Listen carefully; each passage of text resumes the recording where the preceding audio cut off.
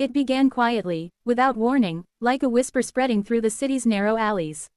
One morning, the people of Novograd woke to find a decree pinned to the gates of government buildings and broadcast across every channel: all migrant-owned shops shall be closed until further notice. The words were simple, but their weight fell heavy.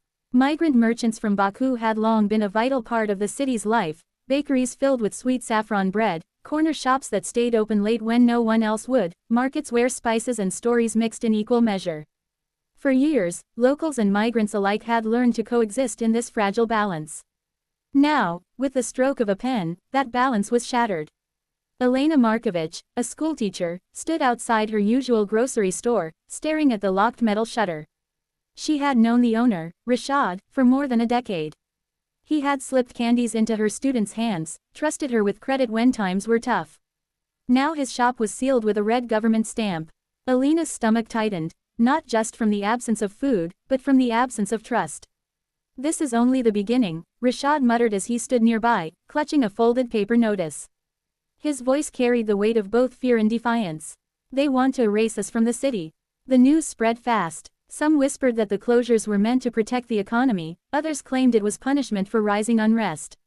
Whatever the reason, the decree divided the streets overnight. Neighbors argued at bus stops, colleagues clashed in offices. The government insisted it was temporary, but no one truly believed it. That evening, the city's central square filled with murmurs. Not a protest, at least, not yet, but a gathering of restless voices. People came not only for bread and rice but for answers. Men and women huddled together, exchanging rumors. Some feared the crackdown was a prelude to something larger. Others saw it as the first chance in decades to challenge authority. In the distance, armored trucks rolled by slowly, their presence heavy, deliberate. Soldiers didn't intervene, but their eyes watched every movement, every whisper. The air was thick with tension, as though the city itself was holding its breath. A boy tossed a stone, and though it clattered harmlessly against the pavement, the echo silenced the crowd. For a moment, everyone imagined what might come next: the flash of batons, the crack of rifles. But no soldiers moved. The boy's mother dragged him away, her face pale. Elena, still in the square, felt a strange tremor inside her chest. She wasn't a politician, nor an activist, but she knew something had shifted. The city would not return to the way it had been. The government's decree had done more than close shops, it had lit a fuse. As night fell, the whispers turned to oaths, promises, and quiet determination. The revolution had not yet begun, but its shadow stretched across Novograd. And in the silence between heartbeats, the spark waited for its flame. By the next morning, the city no longer felt the same. The shops once alive with chatter and the smell of roasted seeds now sat in silence, their shutters marked with crimson stamps of authority. Streets that had once thrummed with bargaining and laughter were reduced to hollow echoes of footsteps. Yet beneath the quiet, whispers moved like an underground river, impossible to stop, impossible to trace. In the old quarter, Rashad sat with 3 other shopkeepers inside a dimly lit tea house. The air smelled of cardamom and damp wood. A single candle flickered in the corner. They spoke in low tones, voices nearly drowned out by the hiss of the samovar. "They want to break us," said Murad, the spice seller, his fists clenched around a chipped glass. "But if we bend now, we'll never stand again." "Careful," warned an older man, glancing at the door. "Walls have ears." Too many neighbors would trade silence for favor these days. Still, the talk could not be silenced. Each man felt the truth tightening like a noose around their throats. This decree was not temporary.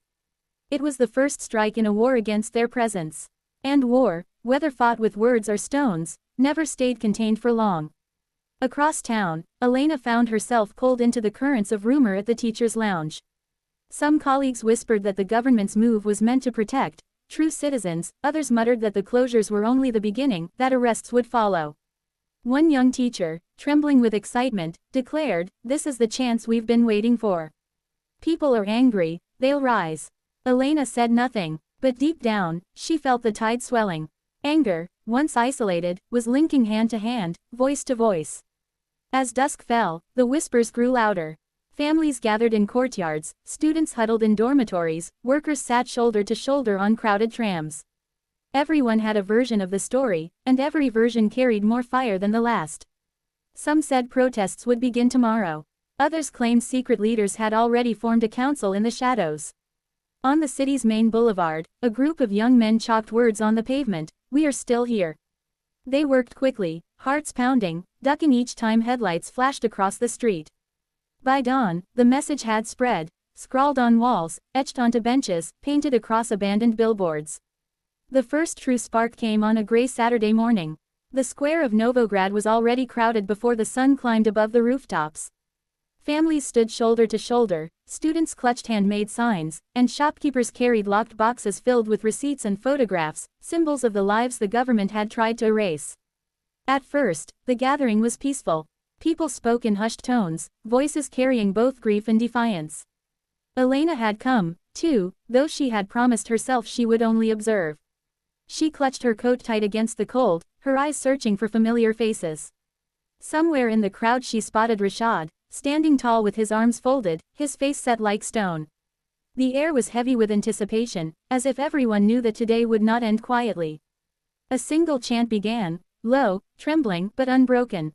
"Open the shops! Open the shops!" It started with a handful of young men, but soon the rhythm spread, rolling across the square like thunder. More voices joined in, louder, firmer, until the walls of government buildings seemed to shake with the sound. Then came the soldiers. Trucks rolled into the square, and boots thundered against the cobblestones. Helmets gleamed beneath the pale morning light. The crowd wavered but did not scatter. Instead, the chants grew louder. The air thickened with adrenaline, with fear pressed hard against determination. An officer raised a megaphone, his voice slicing through the chants: "Disperse immediately. Unauthorized gatherings are forbidden. Return to your homes." No one moved. It was a young woman who answered first. She stepped forward, lifting a torn cardboard sign above her head: "We are not afraid." Her voice cracked, but it carried. The crowd roared in response, a surge of energy so powerful Elena felt it rattle her ribs. And then, the first clash. A soldier shoved the woman back. The crowd gasped. Someone hurled a bottle, shattering harmlessly against the pavement but igniting fury on both sides. Shields rose, batons swung, and suddenly the square was chaos. The city had changed. After the clashes in the square, Novograd no longer breathed in silence. Streets that once felt ordinary now carried a hidden pulse, as though every brick and every shadow was part of a great secret. The government declared victory, insisting the rioters had been crushed. But the truth ran differently through the veins of the people. Stories traveled faster than the armored trucks. The woman with the cardboard sign became a symbol. Her face, painted crudely in black and red, appeared on walls across the city.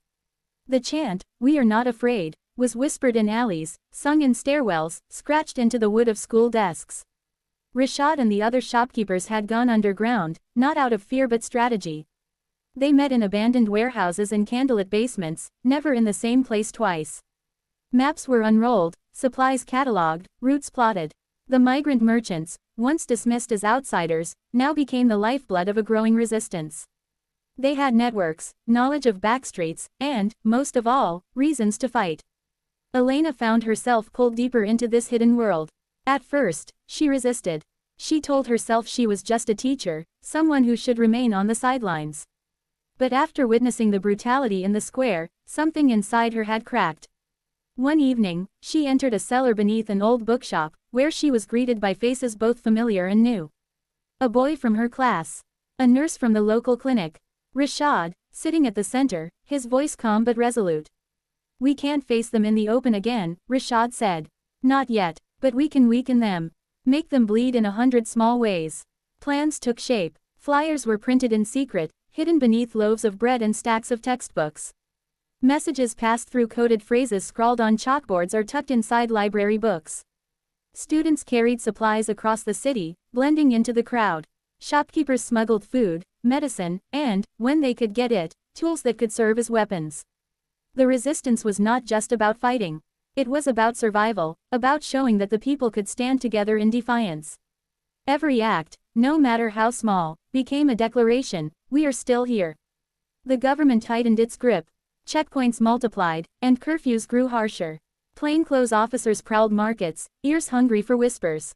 Yet for every crackdown, the underground seemed to grow stronger. It was a shadow war now, fought not with open marches but with messages, sabotage, and defiance carried in silence. Winter descended on Novograd with a sharpness that cut through bone. Snow piled along the sidewalks, muffling the city's sounds but not its tension. The resistance had survived months of raids and arrests, but survival was no longer enough. Something larger was stirring, an ache for change that could no longer hide in basements and whispers. For Elena, the transformation was undeniable. She was no longer only a teacher. At night she delivered leaflets, tucked messages into the hems of coats, and smuggled chalkboards marked with codes from one school to another. The children knew, too, their drawings of flags and suns carried meanings no soldier could decode. But with growth came risk. One bitter evening, the resistance gathered in a warehouse on the outskirts of the city. Rashad unrolled a map across a wooden crate, the flickering lantern casting shadows across his face. Around him sat workers, students, and shopkeepers, ordinary people bound together by extraordinary purpose. "It's time to move," Rashad said. "We can't stay hidden forever. Next week, the government plans a parade in the central square. They want to show the world they're in control. We'll show them they're not." The plan was daring, to disrupt the parade, not with guns or bombs, but with sheer defiance. Thousands would gather, chanting, raising banners, reclaiming the square. It would be dangerous, no one doubted the soldiers would strike, but it would also be the moment to test their strength. Yet even in that circle of trust, betrayal lurked. Among the faces sat a young man named Victor, his hands trembling as he traced the lines of the map.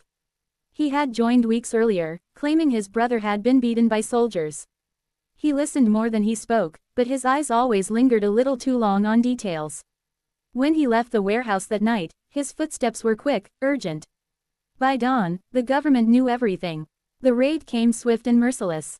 Soldiers stormed safehouses, dragging people into the snow. Flyers burned in iron barrels. Elena barely escaped, slipping through a back alley with the help of a former student who guided her through frozen passageways. Rashad wasn't so lucky. He was seized in the chaos, bound and beaten before the crowd. His capture sent shockwaves through the resistance. The night after the parade was one Novograd would never forget.